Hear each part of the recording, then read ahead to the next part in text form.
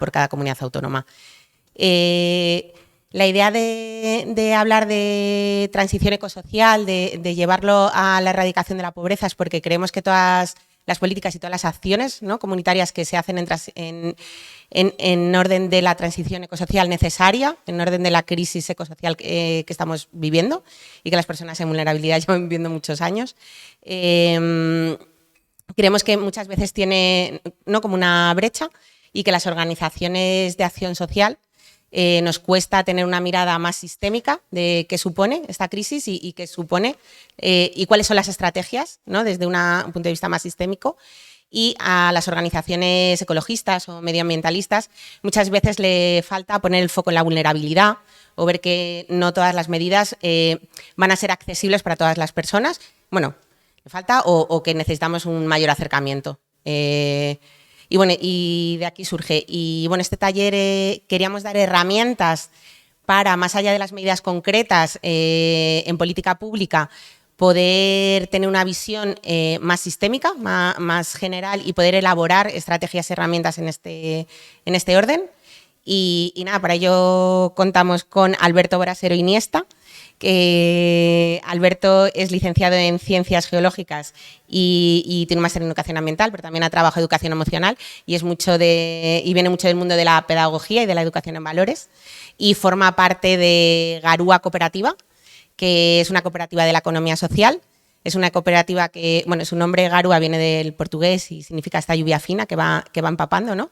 Cómo van a hacer estas herramientas de ciencia política y cómo hace la pedagogía y la educación. Y sin más, yo te doy la palabra. Mil gracias. A ti, Ruth, muchas gracias. Pues buenos días a todas y a todos. ¿Qué tal? ¿Cómo estáis? Lleváis un rato ya por aquí, ¿no? También haciendo así, hablando y dialogando. Pues bueno, como ya me ha hecho... ¿Sí? Es para la gente que está en la sala, está llegando el catering, o sea que como luego vamos a trabajar en pequeños grupitos sí, os podéis levantar y coger, no todo el mundo a la vez, para no paralizar el taller, pero que os animamos a que os alimentéis, a que os hidratéis. Genial, gracias.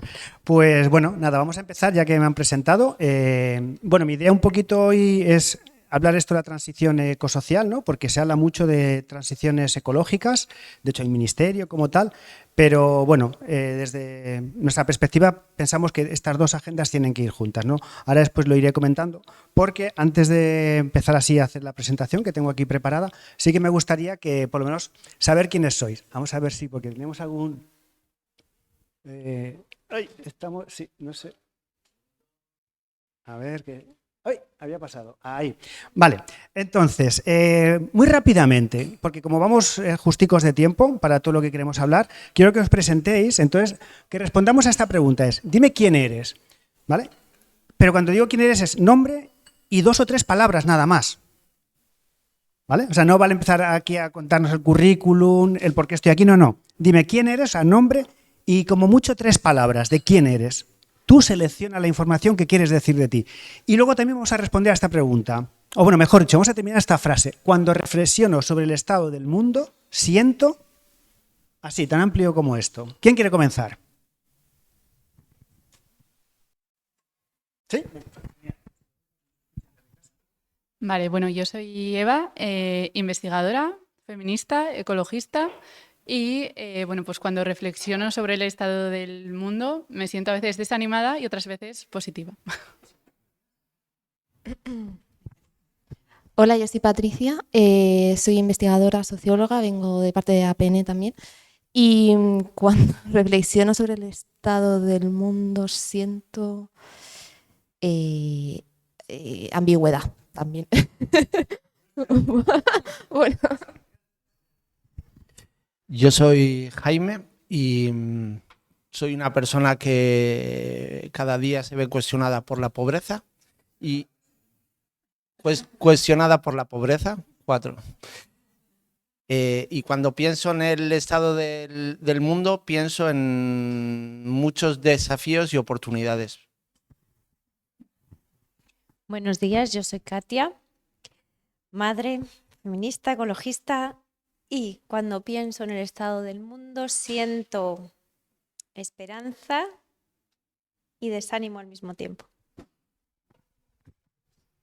Pues yo soy Laura, soy ambientóloga, pero siempre he tenido un corazón social y cuando reflexiono sobre el estado del mundo, pues siempre he sido positiva, pero en estos momentos la verdad que me cuesta. Yo soy Alejandro, soy padre, investigador social y cuando reflexiono sobre el estado del mundo siento desasosiego. Mi nombre es Justa, soy activista feminista y social y cuando reflexiono sobre el estado del mundo siento mucha preocupación. Hola, soy César, soy abogado con conciencia social y ecológica y cuando pienso en el mundo me da mucha pena.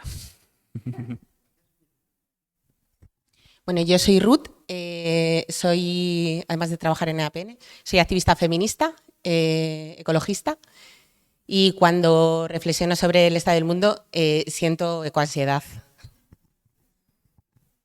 Buenas, yo soy Patricia, soy periodista, estoy también en EAPN estatal y me siento totalmente identificada con lo que ha dicho Ruth. Yo la incertidumbre la vivo día a día y con el tema climático mucho más. Bueno, pues muchas gracias a todas las personas. Es curioso, ¿no? Como cuando nos dicen esto de quién eres, cómo nos identificamos bastante con el currículum, ¿no? Por lo que veo, algunas personas, ¿no? Habéis dicho madre, padre y así también como los valores que tenemos. A mí últimamente me gusta más esto. Últimamente voy más por aquí. He tomado prestado esta portada del disco de Extremoduro, que dice somos unos animales, y es que, bueno, creo que lo primero somos animales, somos naturaleza. Y es verdad que esto se nos olvida demasiado. Y creo que una de las claves que tenemos que empezar a tener es como empezar a conectar con esto, a que somos animales, somos naturaleza. Pero claro, ¿qué nos pasa últimamente? Que vivimos bastante desconectados. Y en esa desconexión se nos olvidan ciertas cosas, ¿no? Entonces, quiero comenzar por aquí porque todo lo que viene a continuación está basado en esto, en que necesitamos a la naturaleza para vivir. Bueno, aquí hay una serie de datos que como voy a ir desglosando ahora, esto casi me lo puedo saltar, pero vamos, más allá de que necesitamos el oxígeno para respirar, que necesitamos el agua todos los días, que necesitamos los materiales que nos dice, o sea, que nos regala la madre tierra, ¿no? Sin todo eso no podríamos vivir. De hecho, si yo os preguntase ¿cuánta naturaleza hay aquí dentro? ¿Qué me diríais? ¿Qué porcentaje me diríais? Todo, por aquí dicen todo. ¿Qué más decimos? Las personas de casa también podrían decir algo por el chat. Así, venga, una cifra, rápidamente. Así, lo primero que te venga a la cabeza. Nos quedamos pensando. Pues efectivamente, Laura, es todo. Es 100%, porque todo lo que hay en esta sala, todo viene de la naturaleza. Absolutamente todo. ¿Vale? Hasta el cemento, este que parece que es lo menos natural que nos podemos encontrar, ¿no? Y esto es el origen de muchos de los problemas que estamos viviendo. A nivel ecológico, que tienen una traducción también a nivel social, como vamos a ver ahora, ¿no? Entonces, para empezar, me gusta mostrar esto que habla de los servicios ecosistémicos. Es verdad que a mí esta palabra de servicios no me gusta mucho, porque parece que la naturaleza nos presta un servicio. Y no es que nos preste un servicio, es que la naturaleza está. Y a partir de ahí, bueno, pues el ser humano como tal nos aprovechamos. Eso sí, no todas las personas por igual, como también vamos a ver más adelante, pero sí que, bueno, este trabajo que se hizo, ¿no? Pues como un poco porque estas cosas siempre mola también visibilizar qué es lo que nos regala la naturaleza para poder vivir, ¿no? Entonces, unos se irán, por ejemplo, los podríamos definir como servicios de abastecimiento, que veis ahí, ¿no? Que sin todo esto pues no podríamos vivir, desde el alimento al agua, como decía antes, a pues eso, todo desde las arcillas, caliza con el que se hace el cemento, maderas, hierros, etcétera. O, por ejemplo, todos estos materiales de origen geótico, ¿no? Como la sal y medicinas también, ¿no? Que vienen de ahí. Es decir, estos serían servicios de abastecimiento. Luego tendríamos los de regulación. Y sin estos sí que tampoco podríamos vivir. Es decir, si se parase algunos de estos servicios, la vida humana en el planeta Tierra duraría muy poquito. ¿Y qué servicios se hablan aquí? Pues desde la regulación climática, que aunque vemos que la composición está cambiando, pero hay cierta regulación también, la regulación de la calidad del aire, la regulación hídrica, que esto sí que, si tuviésemos que cuantificar todo esto en dinero, sería impensable, ¿no? Para el ser humano. El control de la erosión y la fertilidad del suelo, la regulación de las perturbaciones naturales como inundaciones, y un tema ahora bastante actualidad, o el control biológico, ¿no? Como el control de plagas, o sencillamente la polinización de cultivos. Ahora mismo, sin el trabajo de los polinizadores, pues no tendríamos alimentación. Así, algo tan sencillo como esto. Es decir, hacen un trabajo que sería imposible realizar por el ser humano. Más allá de las abejas, que son las que siempre se nombran más, pero hay muchísimos otros insectos que nos hacen este trabajo de manera gratuita. Y no nos damos cuenta, ¿no? O como dice mi hija, yo quitaría a los mosquitos y a las moscas porque me molestan. Ya, pero es que nos dan otras muchas cosas, ¿no? O las avispas o así. Servicios culturales. Bueno, pues además de todo el conocimiento que nos dan, ¿no? Y que nos proporcionan y que es fuente de investigación, pero también hay una parte, por ejemplo, muy espiritual, ¿no? Muchas culturas están fuertemente arraigadas y con un sentimiento muy potente. Y también pues toda la parte que es de disfrute, de ocio, de conexión con la naturaleza y también desde ahí, como no, la educación ambiental, ¿no? Con lo cual, como vemos, parece que no es poco, ¿no? Todo lo que nos da la naturaleza y que sencillamente pasa desapercibido, probablemente en nuestro día a día.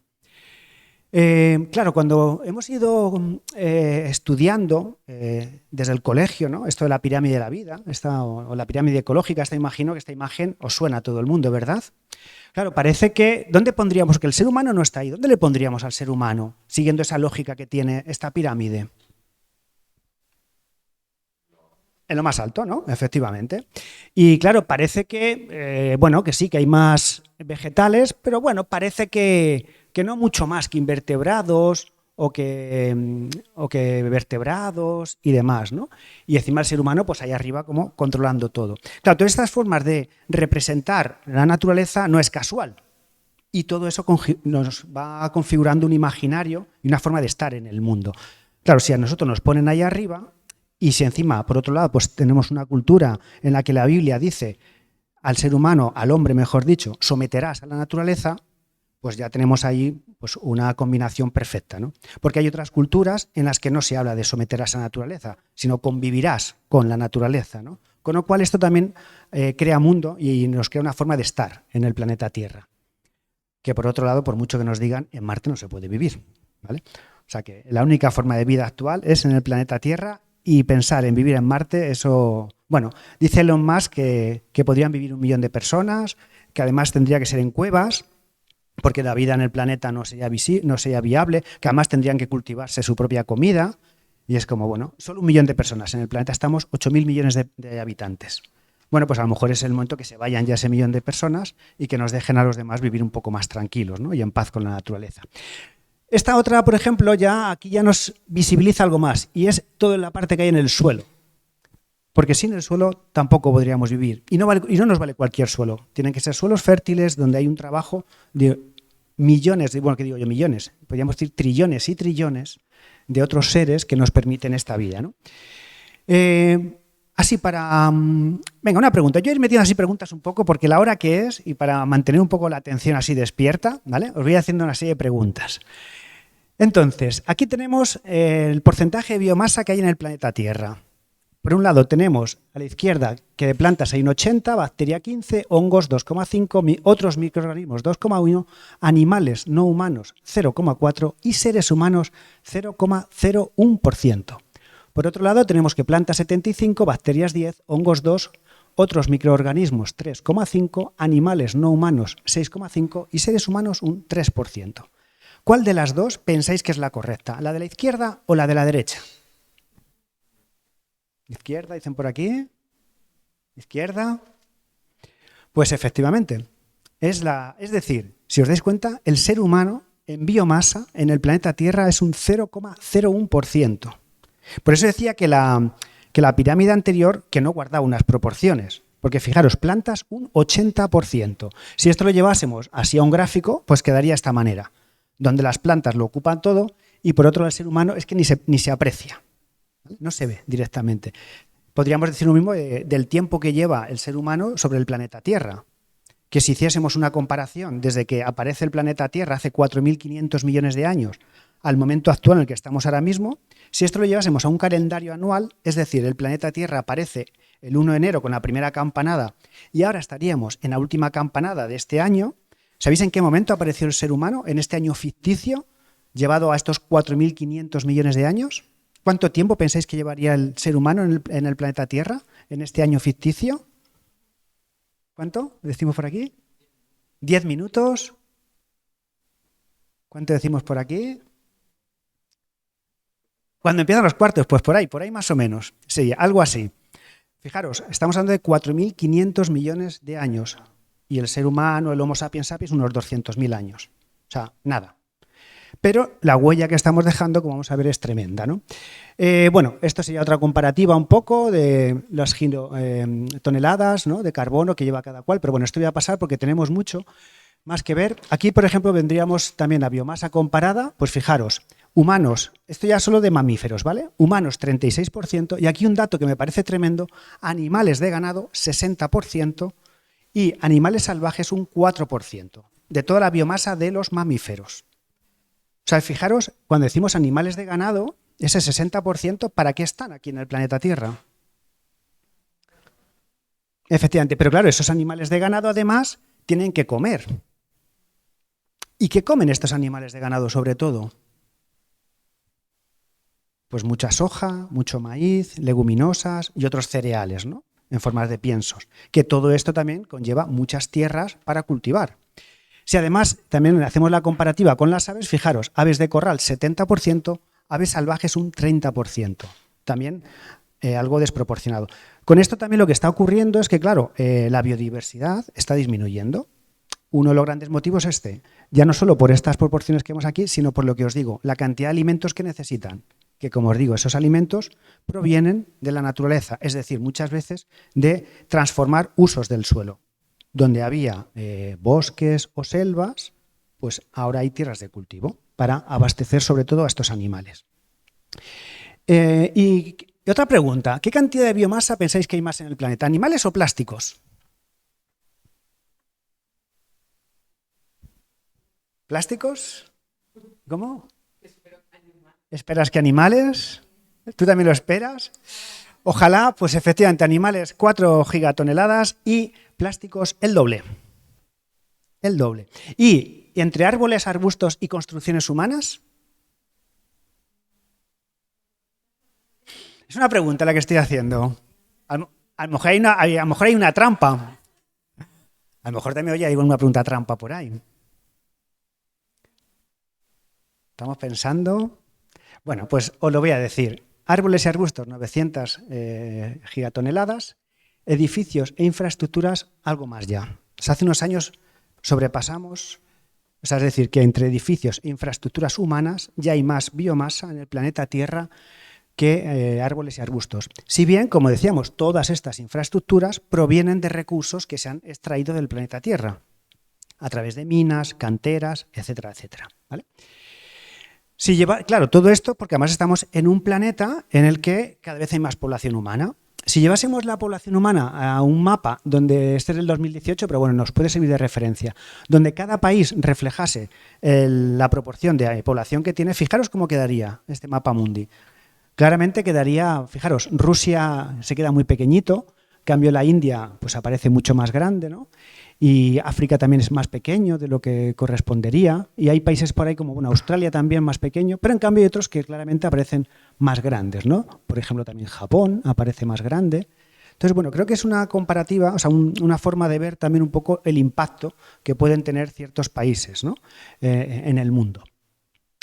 Un poco todo esto es para deciros que hemos pasado de lo que se conocía como un mundo vacío a un mundo lleno. ¿Esto qué significa? Significa que cuando empezó todo este nuevo paradigma en el que estamos viviendo, en la Edad Moderna podríamos poner, aunque bien, si bien se podría poner mucho antes también, pues igual desde el 1492, podría ser otra fecha emblemática, el mundo era vacío en el sentido que había poquita gente, ocupaban poquito espacio, ¿vale? Y además, pues eso, pues todos los ecosistemas estaban casi que vírgenes, de alguna manera. Cuando decimos que hemos pasado a un mundo lleno, el tema es que hay mucha más población, como os digo, unos 8.000 millones de habitantes, si bien no todo el mundo con el mismo impacto, pero lo que también está claro es que muchos de los espacios donde utilizamos pues para mandar también todos los residuos que generamos están saturados ya. Con lo cual también tenemos un problema, porque claro, todo eso decíamos es lo que estamos consumiendo, pero ¿qué pasa? Eso también lleva una cantidad de residuos, como vamos a ver ahora. Y como os decía, algo que se nos olvida es que somos ecodependientes. como decía, hemos visto una serie de cifras, así a modo, podríamos entrar mucho más en detalle, pero tampoco es el lugar. Sencillamente es como dejar unas pinceladas para que no se nos olvide que vivimos gracias a la naturaleza. Y como digo, a todos esos regalos, porque somos unos animales. Como anécdota, contaros que hace poco en un taller con adolescentes, cuando dije esto de somos unos animales, una persona se indignó y me dijo que yo no la insultaba a ella, que ella no era animal, que quién era yo para insultarla. O sea, estamos en este punto, en el que por primera vez una persona me ha dicho yo no soy animal, no me insultes, por favor. Bueno, no me dijo ni el por favor, porque se puso bastante, la tuve que aclarar y bueno, pero aún así se quedó muy molesta. Estamos en estas, ¿vale? Estamos en estas. ¿Qué es lo que está pasando al final un poco con todo esto? Estamos en guerra con el planeta, claramente. Ese planeta que nos permite la vida, de alguna manera estamos en una cultura, estamos en un modelo económico que está claramente en guerra. Y además con una cultura que lo que llamamos ecocida, porque claramente está, pues eso, destruyendo la vida que nos permite vivir, ¿no? Podríamos hablar de deforestaciones, de pérdida de biodiversidad, como veremos ahora mismo, pero sí que me gusta destacar esto. Estamos en una cultura ecocida, incluso también terracida, porque más allá de matar la vida también está destruyendo en muchos lugares la tierra, ¿no? Y está dejando sitios donde podrían ser fértiles, donde podría haber vida, en sitios yermos donde cada vez pues bueno, la vida es mucho más complicada, como estamos viendo con toda la cantidad de personas que se están viendo obligadas, ¿no? a irse de sus lugares donde viven, es decir, lo que se llaman los refugiados ambientales. Y cuando digo un mundo en guerra, también hablamos de las guerras que hay en el mundo. Cuando vemos todas estas, bueno, aquí tendríamos un mapa del año pasado de guerras que hay en el mundo, ¿vale? Y es curioso porque normalmente detrás de esta guerra, que muchas veces nos pintan como entre culturas, entre poblaciones y demás, ¿qué es lo que hay detrás siempre de alguna de estas guerras? Efectivamente, recursos, ¿vale? Es curioso porque, por ejemplo, con el genocidio que estamos viviendo ahora en directo y por televisión, en Palestina, en Gaza, es curioso porque en pocos sitios han mencionado que hace cosa de 1 año, 2 años como mucho, descubrieron una bolsa de gas natural enfrente de las costas que, bueno, pues quedaría para abastecer a toda la población palestina durante décadas y, oh, casualidad, que poco después se produce lo que se está produciendo, ¿no? Y también qué casualidad que salen muy poquitos medios de comunicación esto, o sea que no es una noticia que la gente mayoritariamente conozca. No sé si esto cuando lo habéis comentado con vuestra gente cercana, gente que a lo mejor no, pues eso, que se informa viendo la televisión o escuchando las radios, los más media, si conocen esta noticia, porque yo cuando hago este sondeo, por decirlo de alguna manera, entre la gente cercana, familia y demás, la gente no tiene ni idea. Muchas veces incluso tengo que sacar distintas fuentes para mostrarlo porque me dicen que ya estoy yo con mis tonterías, ¿no? Esto de los ecologistas que venimos dando siempre la tabarra. Que por otro lado dice, pues si no queremos tener razón. Ojalá no tuviéramos razón, ¿no? O sea, bueno, pues desde ahí, con esta guerra del planeta, como digo, y todos esos recursos que están detrás, voy a hacer solo un vistazo un poco rápido, ¿vale? De cómo algunas de estas cosas, porque además creo que habéis hablado antes del transporte, con lo cual igual ya os han contado, pues eso, la cantidad de gases contaminantes, ¿no? que tenemos que estamos respirando cada día. Fijaros la calidad del aire en el mundo, cómo está. Es curioso porque, claro, aquí cuando vemos el Sáhara, ¿no? Y dices, joder, qué poquita población, pero parece que la calidad del aire... Bueno, aquí también como lo que se mide es el polvo en suspensión, la materia más fina, pues claro, y con los vientos que hay, pues fijaros, por eso tenemos una zona ahí tan roja. Pero bueno, es curioso, ¿no? Como, por ejemplo, Europa, pues la calidad del aire no parece que sea la más adecuada de la que estamos viviendo. Y todos estos problemas que vamos a ver ahora, que os voy a ir enumerando así un poco por encima, haciendo un pequeño recorrido, pues no todo el mundo lo padece de las mismas formas. ¿Quién suele padecer más todo este tipo de contaminaciones normalmente? Efectivamente, creo que estoy en un lugar idóneo donde efectivamente, pues eso, todas las personas más en riesgo de pobreza, de vulnerabilidad, etcétera, pues lo sufren con mucho más ahínco, ¿no? Venga, una pregunta. Durante 2020, ¿cuántas personas respiraron aire contaminado en España? ¿30 millones, 39 millones o 42 millones? En España estamos ya creo en torno a 48 millones de habitantes, ¿vale? ¿Qué pensáis? ¿42 millones? ¿Por aquí qué decimos? Sí, vemos cabezas que se mueven. Pues efectivamente, 42 millones. Que como veis, no es lo mismo poner 42 millones escrito que 42 millones con números. Para mí esto dice mucho también. Y bueno, eso es un 88,4%, ¿vale? Que es un dato que sube con respecto a 6 años antes que se hizo, 17 años antes que se hizo otra medición de estas características. Lluvia ácida, que se habla poco, pero bueno, que cada vez también, que esto es un problema que sigue, que hace muchos años se hablaba mucho de la lluvia ácida y parece que es un tema que ya no está, porque claro, tenemos otros temas y este se olvida, pero sí, la lluvia ácida sigue haciendo también estragos todavía. Y todo esto pues tiene repercusiones sobre la salud. Fijaros ahí la cantidad de problemas que va más allá del aparato respiratorio. Y es que también afecta a la salud mental o afecta también al aparato reproductivo, al circulatorio, etcétera, etcétera. Es decir, nos afecta a toda la salud. Otro tema también así gordo, importante, es la contaminación del agua. En gran parte, bueno, pues mucha de esta contaminación del agua en el planeta Tierra está asociado a toda esta extracción de minerales y materiales que necesitamos para el mantenimiento, sobre todo, de la vida en los países enriquecidos, en el norte global podríamos llamarlo. Pero, insisto, las repercusiones, como siempre, pues afectan a las comunidades muchas veces locales. ¿Por qué? Porque detrás de todo este extractivismo que decía, de todos estos materiales que necesitamos, lo que hay al fin y al cabo es que desde los países del norte global estamos importando naturaleza. Porque muchos de estos materiales vienen de canteras, vienen de minerías o vienen de zonas de extracción que están ubicados en el sur global. Con lo cual, claro, además de exportar muchas veces alimentos que ya sabemos, exportan también naturaleza. Desde maderas y muchísimos de los minerales que necesitamos, pues, por ejemplo, para todos los aparatos electrónicos que utilizamos o, por ejemplo, para muchas veces el aluminio, que es fundamental también para muchísimas de las cosas que nos rodean, ¿no? La bauxita, etcétera, etcétera. Y además también con todos esos alimentos que decía, otra cosa que estamos importando con los alimentos es el agua. Y esto es algo que a veces no nos damos cuenta. Es decir, cuando yo compro, por ejemplo, pues si voy a la frutería y veo una piña de Costa Rica, por ejemplo, pues claro, esa piña ha necesitado agua. Con lo cual, además de la piña, me estoy trayendo ese agua que ha necesitado esa piña en su cultivo. Con lo cual, esto es una cosa que también tenemos que tener en cuenta, es que importamos naturaleza e importamos agua. Por no hablar de toda la mano de obra que está detrás, evidentemente, ¿no? Porque todo esto, como veis, siempre va de la mano. Bueno, la contaminación del agua se produce a muchos factores.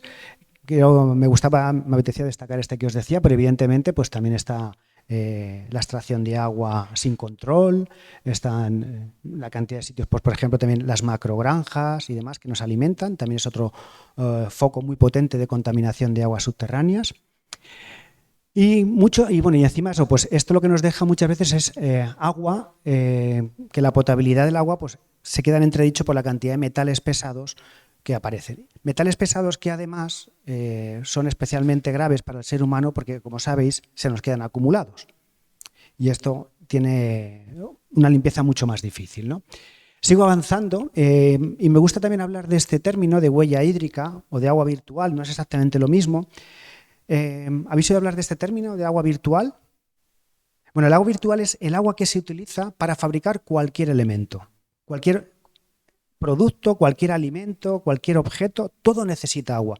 Desde esta camisa que llevo, este micrófono, este mando, los papeles que estamos utilizando, los alimentos, todo necesita agua. En una cadena bastante larga. Entonces, este término se acuñó agua virtual, no tiene nada que ver con lo informático o con lo virtual, pero se llama virtual porque es invisible, no se ve. Pero es el agua que de alguna manera lo contiene. Luego también está la huella hídrica, que es un poco como la huella, ¿no?, que tenemos las sociedades sobre el agua. A ver, ahí se volvió a atascar esto un poquillo.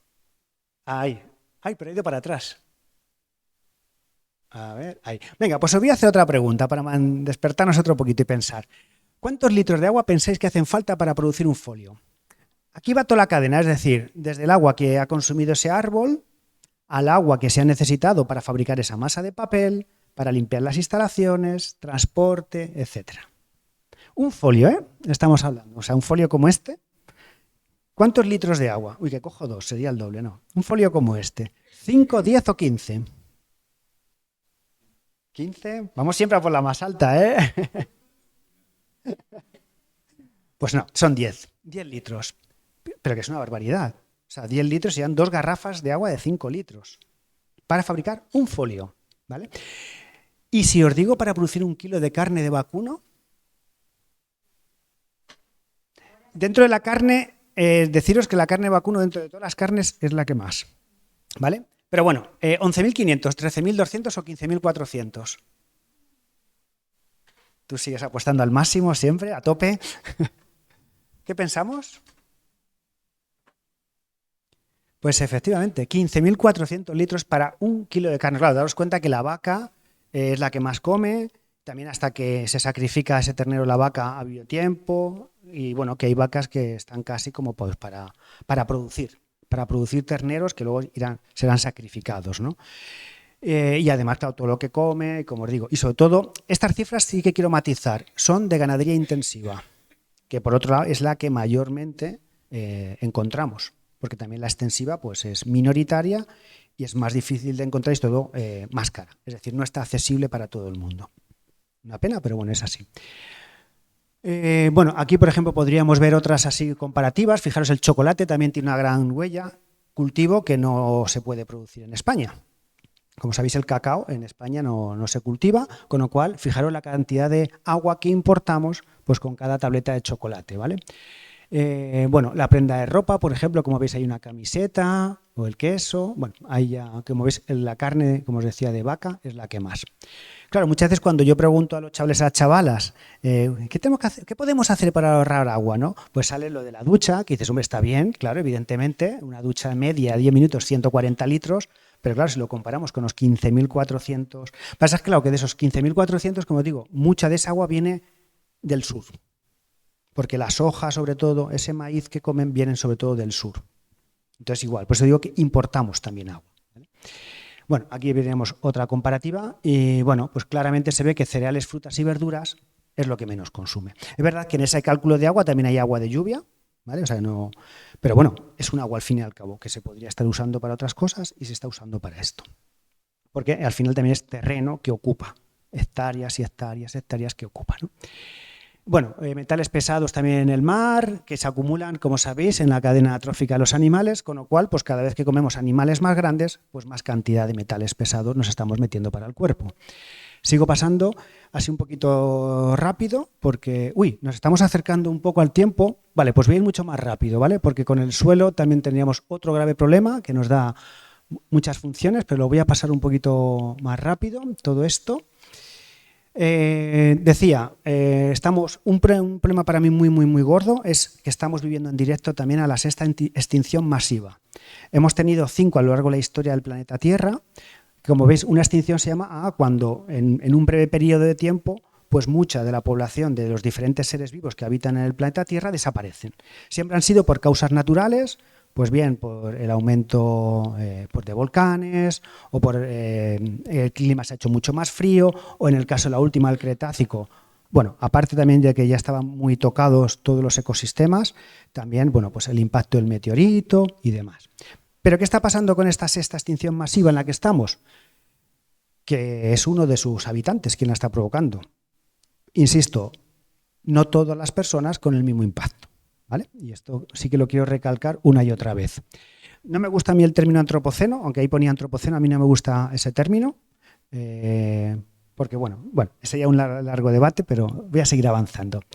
Estamos en esta sexta extinción masiva. Bueno, ahora os voy a mostrar otra. Bueno, ¿cuántas especies de flora y fauna se encuentran en peligro de extinción en España? Ahora mismo es el país de Europa el que más, son 350. Están catalogadas en peligro de extinción, que pueden parecer pocas, pero claro, esto está dentro de una cadena y en esa cadena puede tener un impacto mucho más grande. España además es un país, somos unos privilegiados porque es el país que cuenta, fijaros, con el 54% de las especies que habitan en Europa están en España. ¿Por qué? Porque es un sitio con unas características estratégicas, geológicamente hablando, muy potente. Y además tenemos las Islas Canarias, que es una gran fuente también de biodiversidad, ¿no? Y bueno, como decía, ¿qué responsabilidad tiene el ser humano en todo esto? Bueno, pues tenemos una economía lineal, como sabéis, que obtiene materias primas, fabrica productos, se venden, se generan residuos y todo eso de manera lineal, ¿no? Y además que se caracteriza porque el Producto Interior Bruto, que es el que mide la felicidad, el bienestar de las sociedades, pues dice que siempre tiene que crecer. Pero claro, el Producto Interior Bruto puede crecer siempre de manera indefinida, de manera infinita, porque lo que nos plantean es que siempre tiene que crecer. Pero nos encontramos con un planeta Tierra donde habitamos que es finito y que tiene unos límites. Y esto es algo que también se nos olvida. Tenemos unos límites, ¿no? Sí que me gusta ver estas gráficas que se llama la controversia del palo de hockey. Claramente, ¿no? Sabemos lo que es un palo de hockey. Cuando vemos esta gráfica vemos el porqué del nombre. Si os dais cuenta, todas estas gráficas tienen más o menos un crecimiento exponencial a partir del año 1950, que va desde la población que tenemos ahí arriba hasta el Producto Interior Bruto o, si ya nos metemos, pues consumo de fertilizantes y, por otro lado, las tendencias del sistema Tierra de cómo aumentan pues, gases como el dióxido del carbono, el metano o la captura de peces, etcétera, etcétera. Fijaros cómo coinciden todas estas gráficas. Claro, cuando ves estas gráficas, pues pensar que el ser humano no está detrás de estas y que haya gente que todavía que niegue todo esto, ¿no? Pues bueno, cuanto menos es qué pena que no sepas interpretar esto o qué pena que no confíes en la ciencia, que es quien saca estas gráficas. Pero claro, normalmente esta gente, yo siempre me gustaría a muchas de estas personas decirle, vamos a ver, a ti ahora mismo te diagnostican, por ejemplo, una enfermedad grave, un cáncer, por ejemplo, ¿y qué harías? Dirías, venga, vamos bien, me voy a tratar con los últimos avances en ciencia, con los últimos descubrimientos en medicina, lo que se ha visto que está contrastado, que está salvando más gente, o me voy a poner en manos de un influencer que sale por una red social diciendo que sabe mucho de ese tema, pero que no tiene ninguna formación al respecto ni ha investigado al respecto. Porque lo que está pasando con esto es esto, básicamente, es desde el mundo de la ciencia, que ya hay, que siempre ha habido muchas cosas, ¿no? Yo me acuerdo cuando estaba en la carrera que había muchas controversias con muchos temas, pero es que para ciertos temas como que ya hay, vamos, no el 100%, porque es muy difícil muchas del 100%, pero sí un 99% de acuerdo entre la comunidad científica y que haya gente que sin mirar esa ciencia niegue ciertas cosas que están ocurriendo, pues bueno, cuanto menos es un poco, no sé si, bueno, hay gente que es por intereses, hay otra gente que es por desconocimiento y hay otra gente que es pues por ignorancia, que se dejan influenciar, ¿no? Y ahí es un poco donde tenemos un poco que ver qué hacemos con esta gente, ¿no?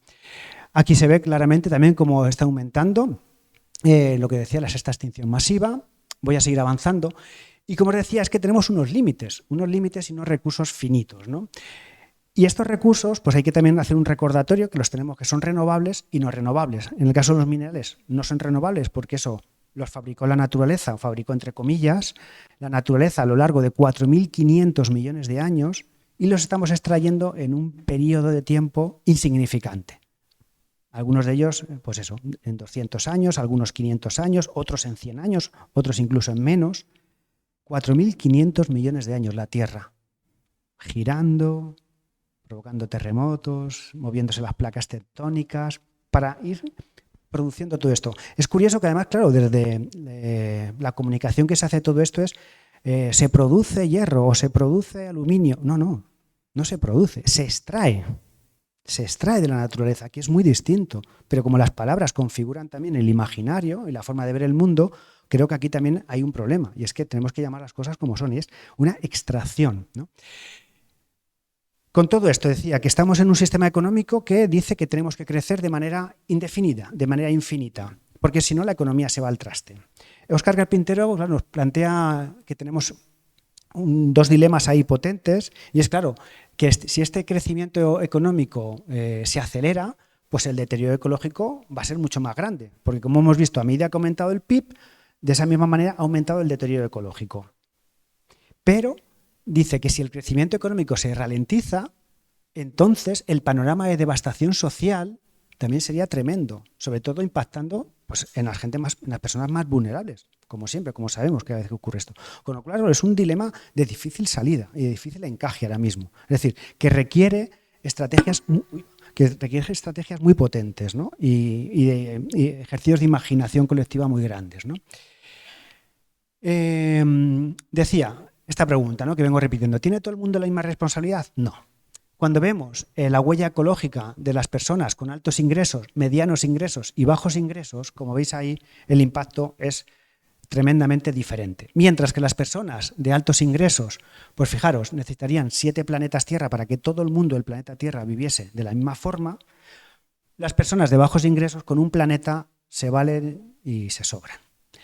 En medianos ingresos, pues estaríamos eso, como unos 2 planetas necesitamos, más o menos, para que todo el mundo pueda vivir como nosotros, ¿no?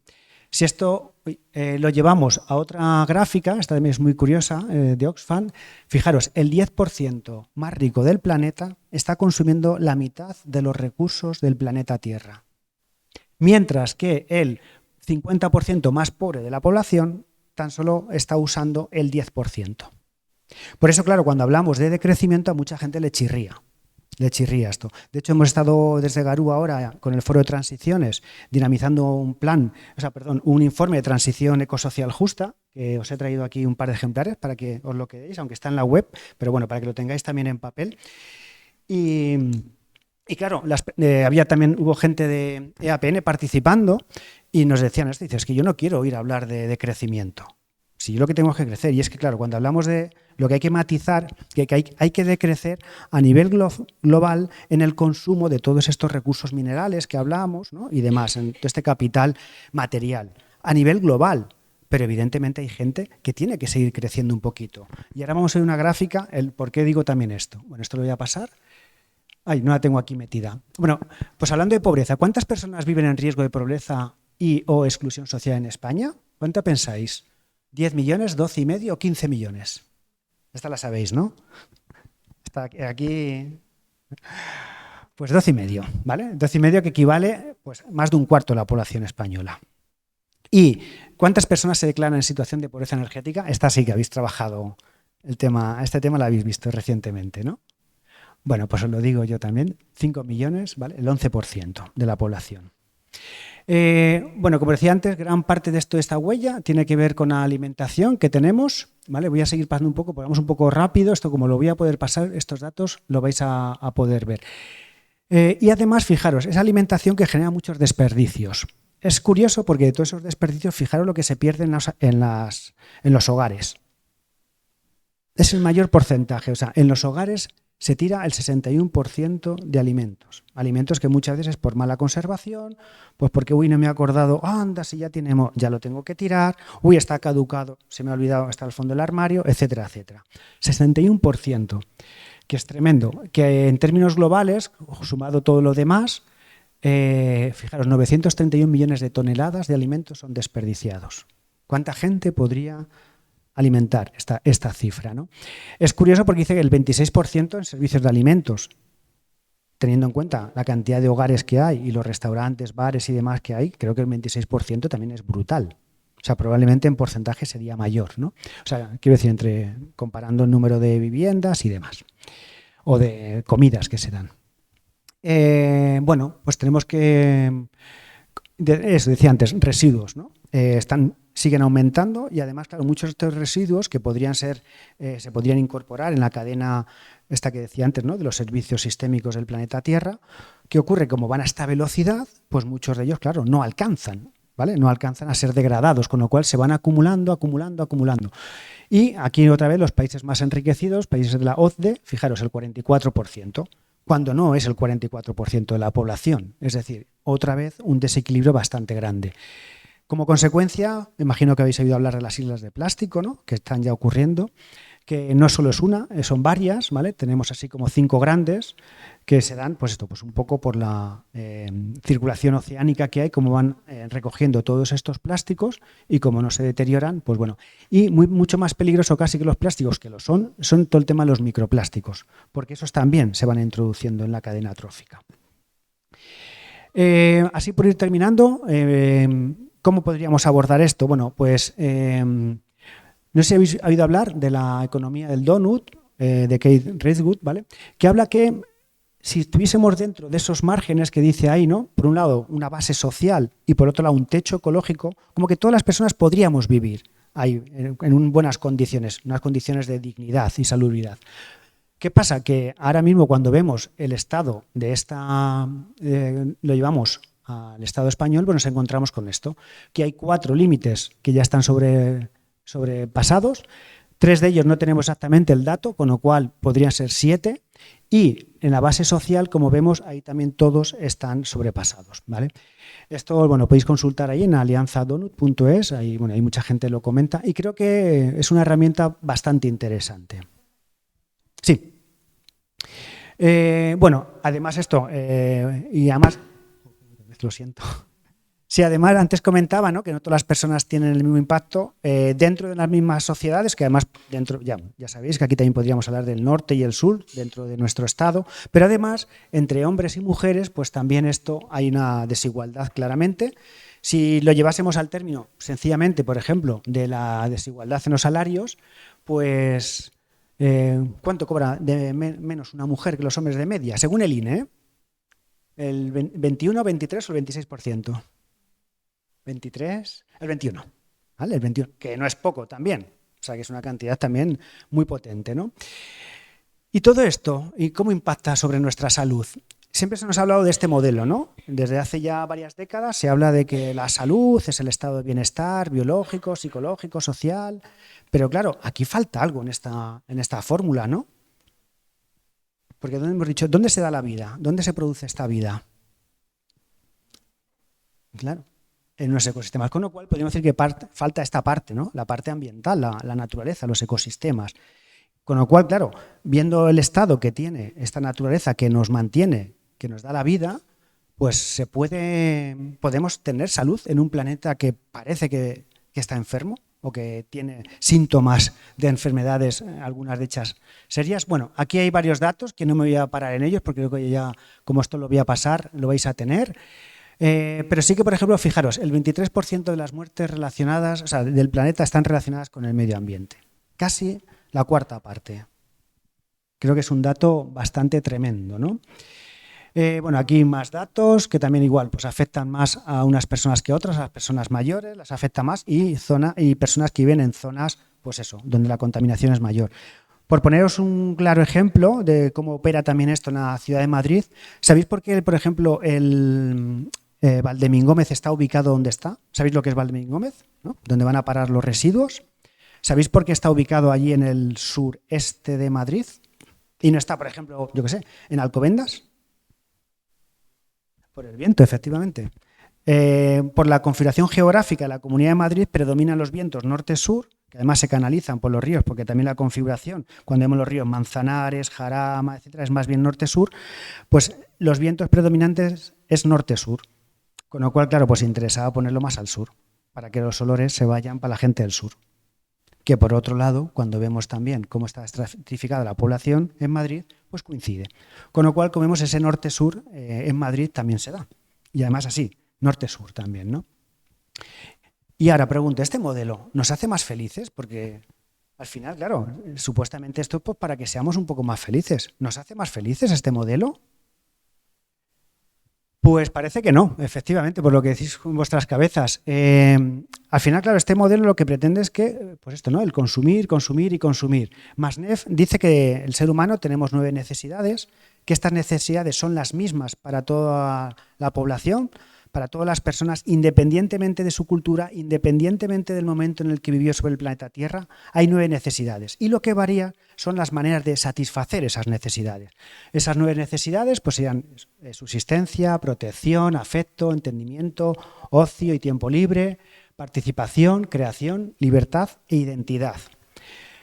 Pero claro, ¿qué hace ¿Cómo satisfacemos esas? Bueno, esta es la de Maslow, que claramente otra vez volvemos a la pirámide, a mí no me gusta nada, solo la pongo para decir que también es algo perverso porque parece que con que la gente tenga, y esto se excusa muchas veces mucha gente, no hombre, pero tiene sus necesidades básicas cubiertas, se refieren a las fisiológicas, pero ya sabemos que de soledad pues también podemos enfermar, por ejemplo, ¿no?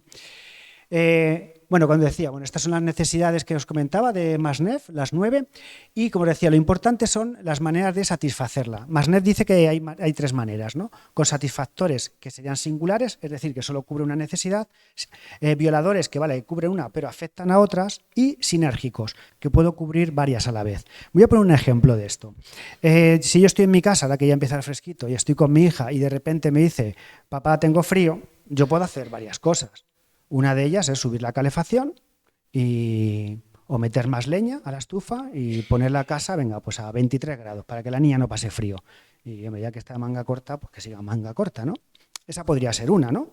Cubrimos la parte esta de protección. Pero ¿qué ocurre afuera de mi casa? Cuando yo hago esto, estoy empeorando la calidad del aire de otras personas. Sería un satisfactor violador, ¿vale? También puedo decirle, pues hija, ponte una chaqueta, ¿vale? Y se pone una chaqueta de lana, así, que la abriga un poquito, y ese sería singular, porque se abriga y ya está. Pero, ¿cuál podría ser uno sinérgico, por ejemplo? Pues es decir, mira, ya que tal, vente aquí, nos sentamos aquí juntos en el sofá, nos echamos la mantita los dos por encima y nos damos calor. Y tú te lees tu libro y yo el mío. Este ya sea un singular. ¿Por qué? Porque además de darnos calor, ¿qué nos estamos haciendo también? Nos estamos dando cariño, nos estamos dando afecto, etcétera, etcétera, ¿vale? Con lo cual, pues un poco, esta sería un poco la clave, es decir, cómo podemos cubrir estas necesidades, cuáles son las necesidades y lo importante de aquí es cómo satisfacemos estas necesidades. Para mí esta es la clave, ¿no? En estos satisfactores.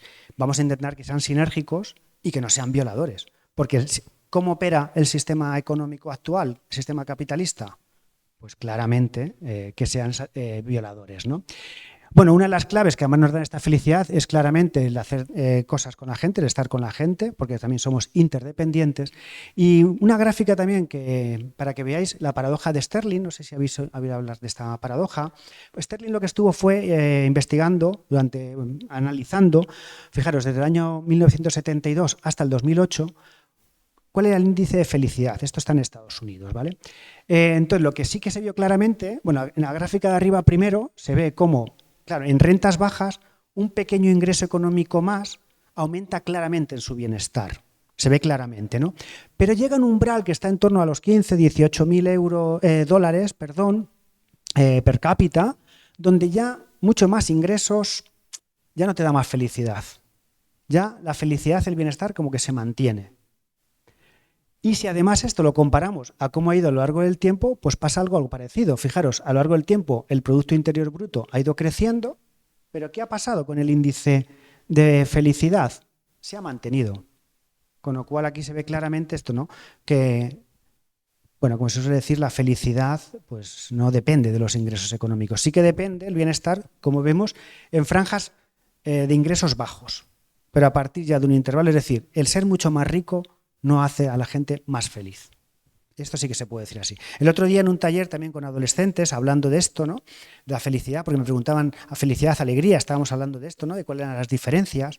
Cuando yo les explico un poco en qué consiste, si nos da tiempo luego lo podemos ver, me dice un chaval de 14 años. Entonces, ¿podríamos decir que las alegrías sí se pueden comprar, pero la felicidad no? Dije, vale, pues me gusta un poco cómo te lo has llevado, ¿no? La lectura que estás haciendo esto, porque efectivamente estas alegrías, o sea, que nos venden como felicidad, no es felicidad, es más alegrías momentáneas, el momento, ¿no? Fue subidones de dopamina y demás, pero no la felicidad como tal. Bueno, como decía, somos seres interdependientes y además esto está claro desde que nacemos, que tenemos una fuerte sensación de altruista, ¿no? Y que de alguna manera se nos va capando, ¿no? A medida que vamos avanzando. Y ya por ir terminando entonces, porque como decía, nos gusta hablar esto de transición ecosocial y además incorporar esta palabra justa, como tu nombre, ¿no? ¿Y por qué? Porque, como vemos, no queremos que nadie se quede atrás, ¿no? Y porque, claro, cuando sale solo de transición ecológica y no se tiene en cuenta la agenda social, lo que estamos haciendo es seguir agravando las desigualdades sociales, ¿no? En el mejor de los casos, a veces son dos agendas que van en paralelo, en el peor de los casos es que directamente lo que se dice es que las agendas ecológicas van en contra, ¿no? Del progreso humano y, como vemos, no es del progreso humano, es del beneficio de una inmensa minoría, de ese 10% que decíamos que consume el 50% de los recursos, ¿no? Entonces, ¿qué queremos sostener? La vida en su conjunto, porque dependemos de toda la vida en su conjunto, no solo de algunas vidas. Cuando se habla de algunas transiciones se centran solo en algunas vidas, parece que esas son las vidas importantes, pero cuando hablamos de la vida en su conjunto es de las vidas humanas, pero también de las vidas no humanas. Y esto es muy importante, ¿no? Porque este sentimiento de empatía tiene que ir hacia todas las formas de vida porque dependemos de todas las formas de vida. O sea, aunque solo sea por una posición egoísta de supervivencia, aunque solo fuera por eso, tendríamos que tener en cuenta esto, ¿no? Y bueno, así como una definición que manejamos nosotras, pues sería eso, ¿no? Pues el proceso compartido, planificado y deseado de reorganización de la vida en común.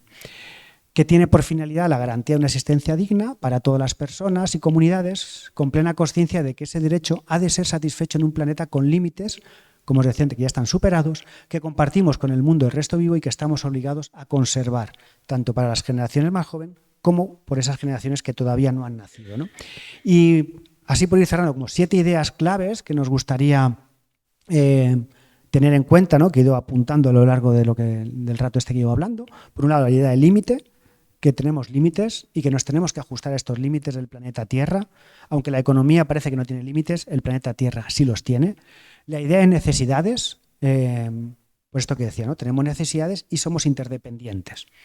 La idea de redistribución, ¿vale? Pues decía antes que igual en algunos sitios sí que tienen que decrecer y algunas sociedades tienen que decrecer, algunas personas, pero otras no, porque hay que redistribuir, ¿no? La idea de democracia, es decir, que estas transiciones ecosociales pues sean dialogadas, donde puedan participar todas las personas y no solo unas poquitas. Por supuesto, la idea de urgencia. Esto corre prisa. Esto hace unos años podemos decir, bueno, hay un poquito de tiempo. El tiempo se nos acaba, la verdad. Esto ya cada vez estamos superando cada vez más umbrales y esto se va acabando, ¿no? Porque esto, por ejemplo, que está ocurriendo la Dana, ¿no? Pero es que cada año vemos que se ha superado el récord de temperatura en verano, se ha superado la sequía de no sé dónde. Y esto cada vez son así más los comentarios, ¿no? Y esto la Dana y etcétera, etcétera. Y bueno, pues esto va a seguir ocurriendo. La idea de precaución, vivimos sin tener en cuenta el principio de precaución, que es algo clave y es algo fundamental. Es decir, si no sabemos el impacto que va a tener, no lo hagamos. Aquí es todo lo contrario. Cada año se siguen incorporando elementos químicos a nuestras vidas sin saber las consecuencias que puede tener y luego pues, nos vamos encontrando con estas consecuencias pasado unos años, ¿no? Y luego cuesta mucho sacarlos. Por ejemplo, el glifosato. Pues se supone que ya no, pero todavía sí, se sigue usando años y años después. Se metió sin tener en cuenta las consecuencias que iba a tener, ¿no? Y la idea de imaginación, porque como decía, pues hay que crear horizontes que sean compatibles con la vida y desde ahí, pues eso, creo que el reto que tenemos es bastante grande, ¿no? Y si hablásemos así un poquito a nivel también de cómo también transmitir esto con la gente, ¿no? Que vivimos, pues por un lado esto que decía, ¿no? De recuperar este yo ecológico, que es con lo que yo he empezado un poco hablando hoy, ¿no? De que somos naturaleza, entonces todo el mundo tenemos muchos yoes, ¿no? Aquí cada uno y cada una habéis ido diciendo uno de vuestros yoes al presentarlo, algunas personas desde el trabajo, otras personas de, pues sí, madre, padre o los valores. Bueno, pues vamos a recuperar este yo ecológico también, ¿no? La necesidad de cooperación frente al individualismo, creo que aquí tenemos un reto, ¿no? Bastante grande. Y luego otra cosa muy importante, esto es la cultura regenerativa y es fijarnos más en la naturaleza, porque si nos fijásemos más en la naturaleza, muchas de las soluciones están ahí. Y esta idea de biomímesis para mí es clave, ¿no? De cómo tenemos que abordar un poco todo esto. Por supuesto, hay que clarificar qué es esto de justa, ¿no? Huyendo de formulaciones vacías y poco precisas. Hay que concretar muy mucho. Rescatar la idea de seguridad para todas las comunidades y el conjunto de vida. Convivir con todas estas diversas propuestas, porque claro, cuando hablamos de como este proceso que hemos tenido nosotros de dialogar, cuando como que animamos a que este diálogo, el gran diálogo también que llamamos, que se traslade a otras muchas poblaciones, ¿no? Porque estas transformaciones culturales tienen que ir en estos 3 ejes, el individual, el colectivo, ¿no? Y sobre todo políticas públicas que están muy desconectadas ahora mismo de la vida de las personas. Desde Ecologistas en Acción están trabajando con esta idea en una nueva cultura de la tierra, que es vivir del sol actual, es decir, descarbonizar la economía, pero para ello, claro, el modelo que nos están trayendo con las renovables, pues muchas veces se dice esto de así no. O sea, renovables sí, pero así no, porque seguimos en la misma lógica de acaparar tierras, de acaparar recursos para unos poquitos. Y porque muchas de esas soluciones que se proponen, como por ejemplo, pues todo el tema de, por ejemplo, coches eléctricos con las baterías, pues igual, hay unos límites también para el litio y para todos los minerales que hacen falta. Con lo cual, pues eso, fuentes renovables sí, pero así no. Cerrar ciclos de materiales, antes veíamos cómo funciona esto de manera lineal, esto hay que cerrarlo, pero igual, cerrándolo de manera real, no solo de papel o sobre boca, mantener la biodiversidad, como he comentado antes, decrecer en la esfera material a nivel global, insisto, hay gente que tiene que crecer todavía, ¿vale? Poner la vida en el centro, porque cuando se pone la vida en el centro la perspectiva es otra, y construir equidad y comunidad, que es lo que nos hace, por un lado, tener la seguridad o la sensación de seguridad, pero por otro lado también lo que decía antes, ser más felices, ¿no? Gozar de más bienestar. Desde Ecologistas en Acción, en el área de educación, que es quien ha trabajado esto, además dicen que este séptimo como que lo plantees tú, ¿no? ¿Cuál se puede plantear ahí? Y bueno, es una animación, ¿no? A seguir imaginando pues, qué elemento habría que meter para que sean 7 en esta nueva cultura de la Tierra. Bueno, voy a ir terminando por aquí. A mí sí que me gusta mucho hablar de que también como recuperar, y creo que esto lo quiero mencionar yo aquí también de manera especial, recuperar este contacto con la naturaleza. Hace poco yo vivo en un pueblo de la Sierra Norte, de la Comunidad de Madrid. Vino un grupo de Cuarto Mundo a visitar a una asociación con la que colaboro, que es la Troje. Y la verdad es que fue un día muy, muy bonito, porque cuando estaban allí las personas, claro, las personas que vinieron nos comentaban que salían muy poquito de la ciudad. Para ellas fue un día espectacular, o sea, estaban encantadas y encantados, ¿no? Y eso que tampoco hicimos gran cosa, porque encima había personas con dificultad de movimiento. Nos dimos un paseíto, les enseñamos unos huertos, tal, y estaban encantadísimas, ¿no? Y claro, al final, claro, es que el ser humano cuando conecta de verdad con la naturaleza, ¿no? Y aunque sea una naturaleza de alguna manera incluso algo alterada, ¿no?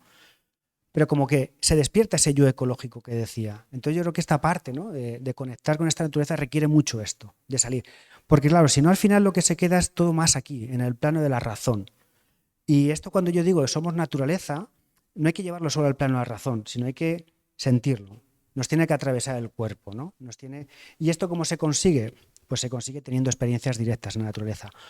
Cuando digo experiencias directas me refiero a que sean experiencias pues saludables, incluso porque ahí también se despierta de alguna manera como esta espiritualidad, ¿no? El sentirnos conectados, ¿no? A que somos parte de esta trama de la vida. Claro, yo veo muchas propuestas que son más desde unas propuestas utilitaristas. Y estas propuestas utilitaristas, pues al final lo que conlleva es un poco más de lo mismo. Es que la naturaleza como un servicio de consumo, ¿no? O como un bien a satisfacer algunas de estas alegrías que yo decía antes. Entonces, para mí esto es bastante importante, ¿no? Y poco más, porque, bueno, esto es lo que decía antes, pero esto ya lo voy a pasar un poco por encima. Bueno, así, terminar con esta frase de Lynn Margulis, ¿vale? Que dice que la vida es una unión simbiótica y cooperativa que permite triunfar a quien se asocia. Entonces, bueno, quiero cerrar con esta frase porque me parece muy interesante y más de Lynn Margulis, ¿no? Y nada, pues poco más. Muchas gracias por vuestra atención. Y yo lo que os quería plantear es, en este rato que nos queda, que son casi la 1, ¿vale? Claro, con todo este panorama que os he hecho yo aquí, yo ahora me imagino que cada persona, bueno, estáis ahí un poco procesando todo esto, pero en esta media hora os quería proponer un trabajo así ahora en grupo, ¿vale? En pequeños grupos. Que aquí estamos, bueno, podemos hacer casi que 3 grupos de 4 personas, pero la pregunta que os planteo y también para la gente que estáis en casa es el siguiente. Con todo esto que hemos dicho y esta situación, por un lado, vamos a imaginar que han pasado 30 años. Entonces vamos a dar un salto en el tiempo. Y estamos en el año 2054.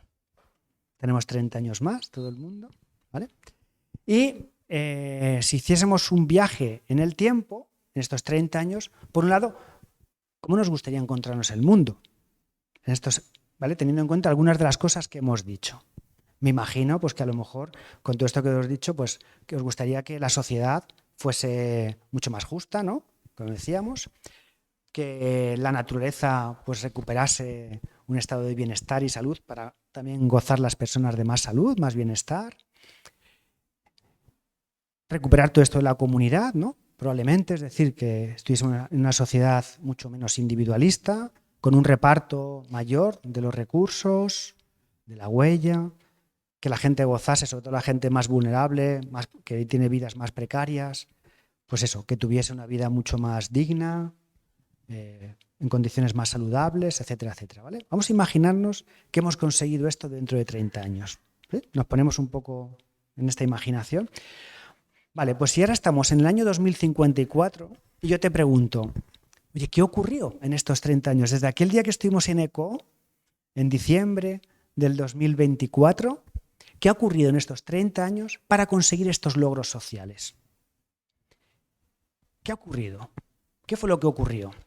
¿Vale? ¿Qué elementos o qué momentos históricos destacas como que fueron claves para producirse estos cambios? Y desde ahí, al hilo de esta pregunta, es decir, ¿qué momentos o qué acontecimientos fueron claves, fueron históricos para desencadenar los cambios deseados. Al hilo de esta pregunta es, ¿y a nivel comunicativo, cuáles fueron como los mensajes que calaron en la sociedad? ¿Sí? Para también pensar un poco en términos, eso, ¿no? Pues, ¿cómo llegó esto a la sociedad para que calase este mensaje? ¿Sí? Planteamos estas dos preguntas, ¿vale? Para hacer en pequeños grupos. ¿Os parece? ¿Sí? Y así ahora le dais, después de ello, esta charla que os he metido, pues para que comentéis, penséis y dialoguéis. Yo me voy a estar pasando por los grupos, tanto por aquí como las personas que están en casa por el Zoom. Para cualquier duda, cosita, me vais diciendo. Sí que vamos a cortar, es la 1, ¿no? Ahora mismo. ¿Perdona? Ostras, pero tengo mal este reloj, entonces. ¡Hondo! Claro, ya decía, digo, la 1, digo, pero... Ostras, está parado. Claro. Sí, el caso es... O sea, lo pensé luego después al decirlo, digo, joder, la 1, pero bueno, no me han dicho nada, pues yo qué sé. Ostras, pues a ver, tenemos 10 minutos. Bueno, pues 10 minutos, ¿vale? Venga, momentos claves que ocurrieron y de esos momentos claves, ¿qué mensajes destacamos como que fueron determinantes? ¿Sí?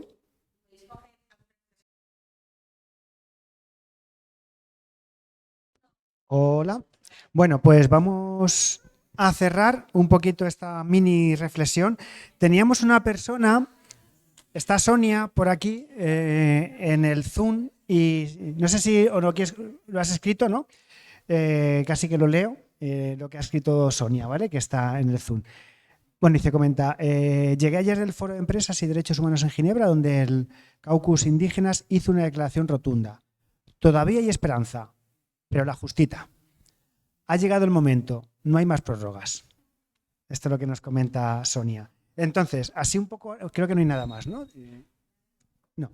Vale, pues entonces, como así, a pinceladas, ¿qué hemos hablado en estos 3 grupos que os habéis formado? ¿Queréis destacar así como las ideas principales o esas ideas que más han calado? Empezamos, por ejemplo, por aquí, por este grupo. ¿Quién quiere hablar? ¿Quién quiere ejercer así un poco la portavocía? ¿A quién le paso?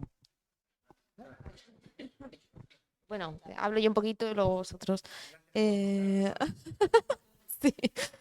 Vale, ¿qué hemos dicho? Hemos mencionado, bueno, nos ha costado mucho como visualizar ese escenario, sinceramente, y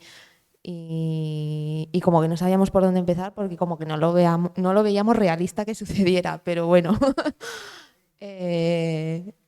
Luego hemos comentado que para que se produciera un cambio real tendría que pasar algo como muy muy fuerte, como que removiera y como que hiciera que todo cambiara, ¿no? ¿Qué más hemos dicho? ¿Tú habías propuesto también? ¿Y tú? Sí. Sí, por favor.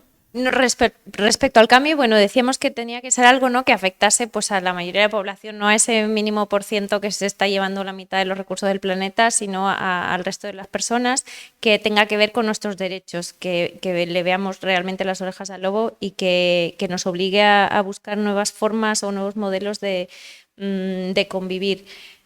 Aquí quien se lo imaginó mejor fue Jaime, que le costó, el primero yo creo que no te costó nada. Yo estaba pensando eso, que realmente que era muy difícil. Él nos habló de una especie de empezar a crear pues algo conjunto, que haya como una especie de lugar seguro donde todas las personas puedan ir, puedan construir conjuntamente, se garanticen los derechos a todos y todas y puedan todas contribuir a construir esas nuevas formas de hacer vida, que pasen por desurbanizar, nos había dicho esa palabra, y que también se habló de el menos es más, ¿no? Ya no pensar en que necesitamos grandes cosas, sino reconectar con la naturaleza y poner el foco en esos otros beneficios que no estamos obteniendo al vivir tan completamente desligados de ella. Y había más cositas, Jaime, porfa. Sí, Bueno, espacios muy prácticos y locales donde sean como escuelas o modelos prácticos de conexión con lo natural, donde se viva, no se diga, sino se viva, y donde sí, la cuestión de lo plural puede entrar, ¿no? Que haya gente que en otros lugares tiene cosas que ganar al venir aquí, no solo cosas que demostrar, sino ganar en derechos, ganar en seguridad. Y luego la cuestión de todo parte de pensar que si nos organizamos de manera diferente podemos cambiar cosas, porque la dificultad era, tenemos que cambiarlo todo por donde empezamos. Y entonces la cuestión es si las cosas malas ya nos están pasando, pero en un momento dado el giro ese no es un meteorito, es que haya la masa suficiente que diga, yo esto no lo quiero seguir viviendo así, podemos vivir de otra manera, vamos a experimentarlo en escala, pero la escala es muchas gotas de lluvia, la escala es va a llover y vamos a hacer que llueva. Muchas gracias. Voy a pasar por aquí. Laura, ¿te señalan? ¿No? Hago como la botella, le doy vueltas a ver a quién mira. Gracias. Bueno, nosotros coincidimos bastante. En principio lo que conveníamos es que el cambio tenía que suceder por un shock. Lo que no conveníamos era si por una catástrofe que nos diese un hostiazo que nos pusiese en nuestro sitio, o si fuese una movilización pues más colectiva y que fuese esa movilización la que diese la vuelta a la tortilla. También ha salido el tema en ese cambio, después de ese shock, qué es lo que sucedería. Nos salía el tema también de la desurbanización o vuelta un poco a lo rural. El cambio un poco tendría que ser un cambio en lo productivo, en lo territorial, en el consumo, buscando la autosuficiencia territorial y esa desglobalización también. Y un proceso de descarbonización que veíamos como un poco también ineludible, ¿no? Y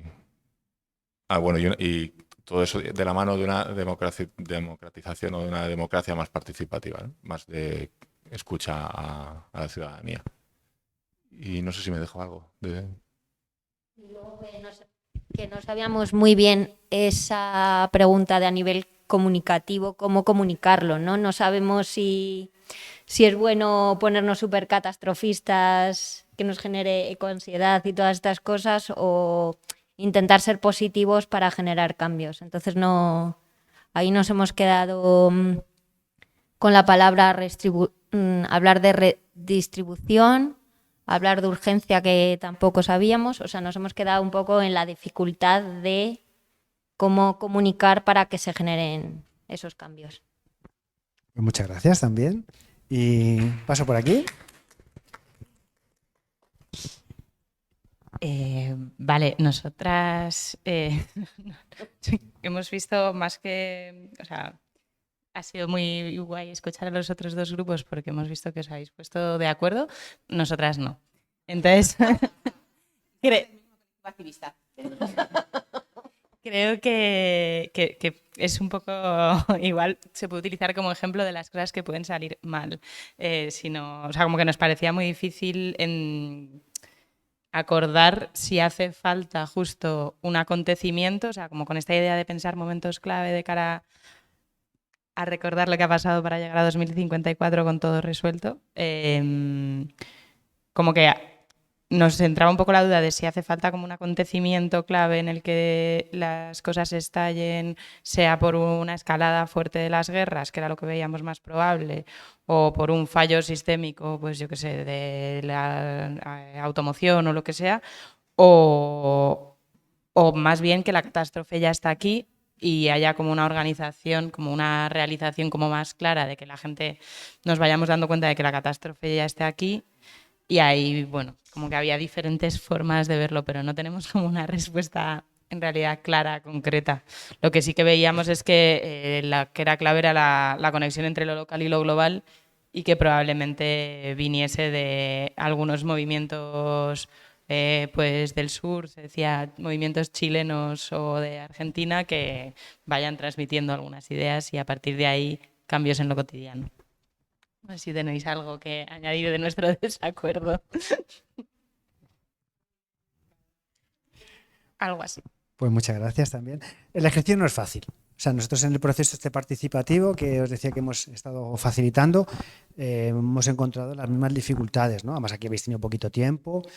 Pero bueno, sí que me apetecía lanzar, ¿no? Como estas preguntas para, bueno, porque son retos gordos que tenemos por delante. Y está claro que cambios va a haber y ahora es quién va a desarrollar esos cambios, ¿no? Como veis, al hilo que decías, ¿no?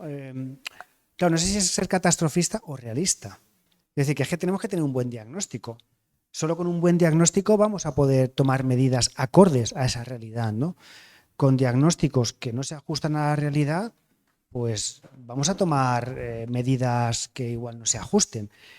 Pongo otro ejemplo. Si yo me duele la rodilla y voy a que me miren la rodilla al hospital y lo que me dicen es que tengo una ligera tendinitis, y bueno, pues a lo mejor me dice, bueno, pues ponte un poco de árnica, un poco de reposo y ya. Y yo hago eso y resulta que a la semana lo que tengo son mucho más dolores y me vuelven a hacer, ya sí, me hacen una resonancia, me hacen una serie de pruebas y dicen, uy, no, tendinitis, no, tú lo que tienes es una rotura. ¿Qué ha pasado con un mal diagnóstico? Se ha agravado la situación, ¿no? ¿Por qué? Porque yo hice cosas en función de ese diagnóstico. Pues con esto pasa un poco igual.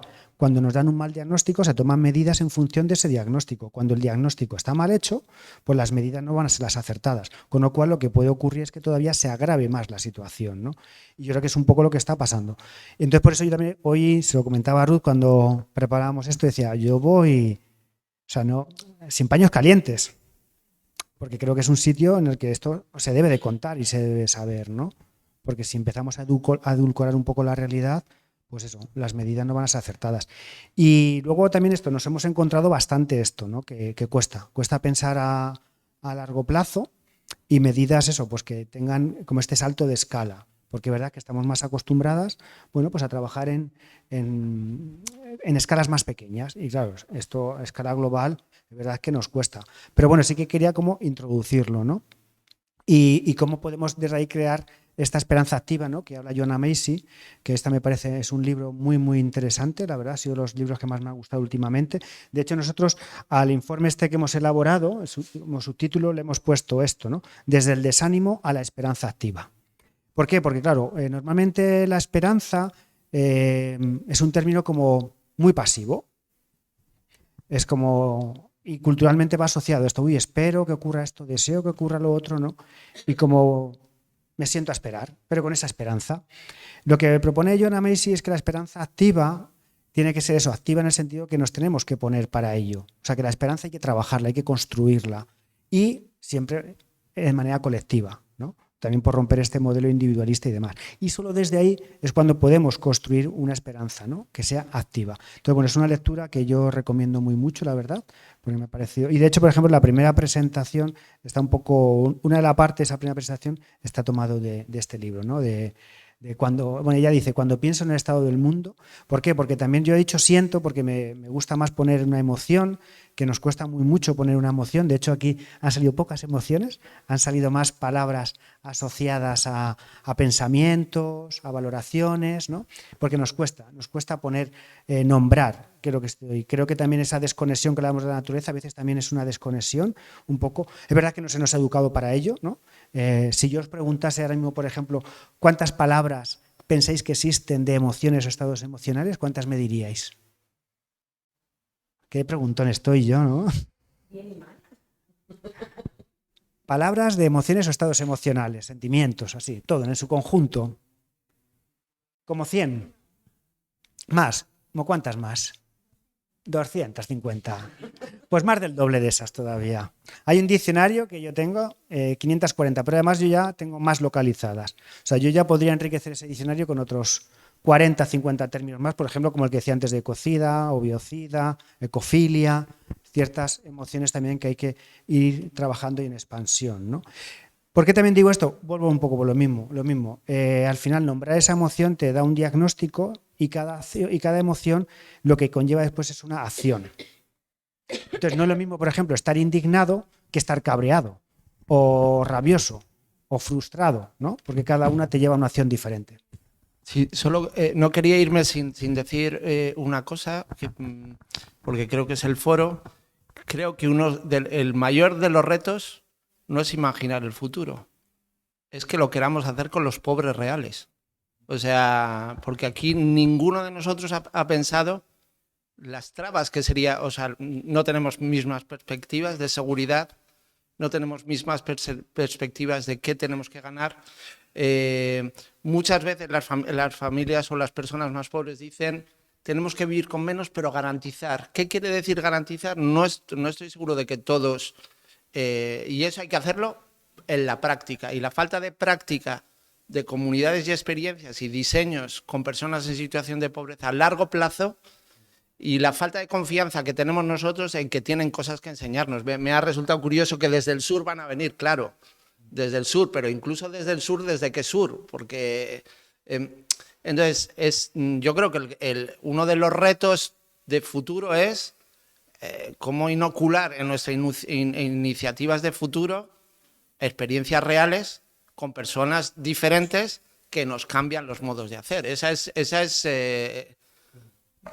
para mí, ¿no? Decir, ostras, ¿y dónde hacemos esto? Porque incluso en nuestras organizaciones participativas vemos el límite de trabajar con otras personas, porque no estamos dispuestos, pensamos, no, pensar con estos nos va a hacer más lentos. No estar a la altura de sus ambiciones nos hace ser más lentos, pero como pensamos que ya lo sabemos, pues no, ¿para qué vamos a cambiar nuestra manera de hacer? Y en la transición ecosocial, para que sea justa, o sea, obviamos que no, para que sea justa tiene que estar este tipo de gente, que es precisa, que desconocemos, que tiene su propia lucha, que tiene su propia resistencia, y si no, nos mimetizamos no solo con la naturaleza, sino con las estrategias de esta gente que lleva viviendo así años y esperando a que cambiemos de alguna manera. Entonces, esa cuestión a mí me preocupa porque a veces ni está presente en nuestros diálogos. Sí, muchas gracias. Y mira, pues al hilo que dices, comentarte que en este estudio que hicimos, este proceso participativo, alguna persona también en situación de pobreza y además otras gentes también con pues una formación así cultural más baja, ¿no? Podríamos decir, nos hicieron un toque de atención, sobre todo a personas que a lo mejor podían hablar con lenguaje más técnico, ¿no? De universidades y demás. Y me acuerdo una vez que dijo una persona, paró y dijo, no os estoy entendiendo. Y yo creo que también con esto decíamos los mensajes, ¿no? También hay que ser cuidadoso con eso, mensajes que lleguen de verdad, sin caer en populismos, porque esto vemos que por el otro lado lo maneja muy bien y además son discursos que agarran las emociones, que te agarran a las tripas, ¿no? Y vemos el tirón que tiene. Entonces, ¿cómo eso? Trabajar estos mensajes para, como dices tú, que llegue a toda la gente sin caer en populismos, pero por otro lado eso, pues que sean reales, ¿no? Así que nada, estamos pasando de tiempo. Muchísimas gracias por vuestra participación. Un gustito, se me ha pasado muy rápido, la verdad, este tiempo. Y nada, espero que por lo menos nos dé así como alguna pinceladita para abordar el reto tan potente que tenemos por delante. Muchas gracias y nada, que paséis buen fin de semana.